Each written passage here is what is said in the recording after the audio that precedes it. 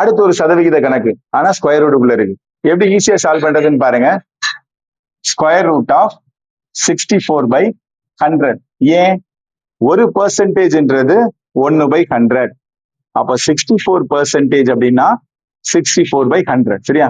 அதுதான் எழுதியிருக்கும் 64/100. இதை எப்படி தனியா எழுதலாம்? 64 டிவைடட் பை ரூட் 100. 64 எப்படி எழுதலாம்? 8 into 8. 100 எப்படி எழுதலாம்? 10 into 10.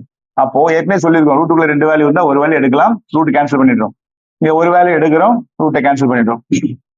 8/10 அப்படின்னு ஆன்சர் இருக்கலாம், அல்லது 0.8. கீழே 10 இருந்துச்சு அப்படின்னா என்ன பண்றோம்? பாயிண்ட ஒரு டெசிமல் ஒரு நம்பர் தள்ளி புள்ளி வைப்போம் இல்லையா? 0.8. சரியா? சோ கணக்குகளை எளிய முறையில செய்யணும் அப்படின்னு சொன்னா மறக்காம நம்ம சேனலை சப்ஸ்கிரைப் பண்ணிக்கோங்க. பெல் ஐக்கான பிரஸ் பண்ண மறந்துடாதீங்க. நண்பர்களுக்கும் ஷேர் பண்ணுங்க. ஒவ்வொரு நாளும் நேரலையில 5 மணில இருந்து 6 மணி வரைக்கும் தினந்தோறும் காலை நேரலை கணித வகுப்புகள் இலவசமா எடுக்கிறோம். உங்களுக்காக தான். எல்லாரும் கலந்துக்கோங்க. உங்க நண்பர்களுக்கும் இதை பத்தி சொல்லுங்க. சரியா?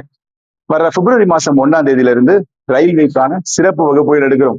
சிறப்பு கணித வகுப்புகள், ஸ்பெஷல் கிளாஸஸ். இது எல்லாரும் கலந்துக்க முடியாது. 10ல இருந்து 20 நபர்களுக்கு மட்டும்தான் முன்னுரிமை.